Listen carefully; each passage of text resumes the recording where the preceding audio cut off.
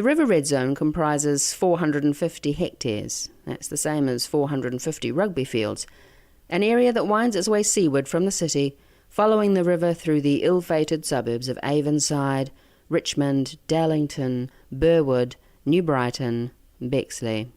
But while this broken, asymmetrical swathe of land represents the shocking and painful loss of some 5,000 homes in the east, it also represents an opportunity to create something grand and unique for Christchurch. When the quakes happened, my parents were seriously affected. They lost their house, and that was the house that I grew up in. And I realised that this was where all my emotional energy was.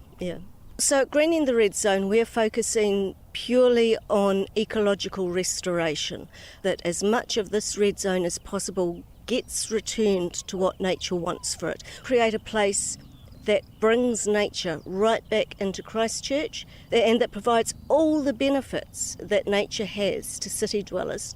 The health benefits are absolutely huge. On a day like this, there are always people walking their dogs, going for a family bike ride, just walking and enjoying nature.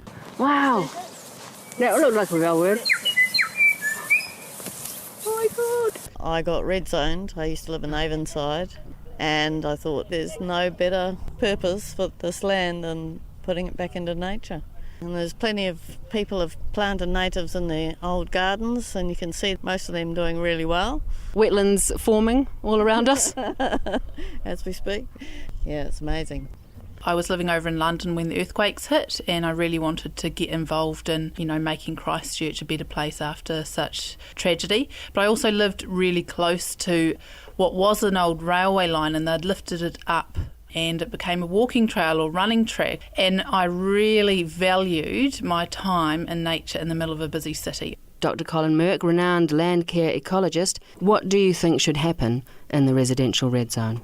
I think all things considered, the geotechnics and sea level rise and the natural environment, the obvious thing is to look at greening as much of it as possible to provide flood mitigation and filtration, but also importantly to raise the profile and the viability of some of our more endangered charismatic wildlife. Modelling on Riccarton Bush, Kakatea, Podocarp forest. There's been a huge return of wildlife to Bexley since the wetlands were cleaned up.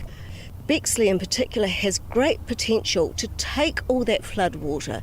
When the tidal surge comes up the Avon, you can protect New Brighton by diverting it all into Bexley. And actually that helps the wildlife come back. It makes the place healthier. It's just win-win for everyone. And just imagine waking up in a suburb adjoining the red zone to the song of bellbirds and tui. And not just in the red zone, but to spread from the red zone out throughout the entire city so that all of Christchurch gets its birds back. Yes, absolutely. So while we're talking about the red zone, the benefits are for the entire city.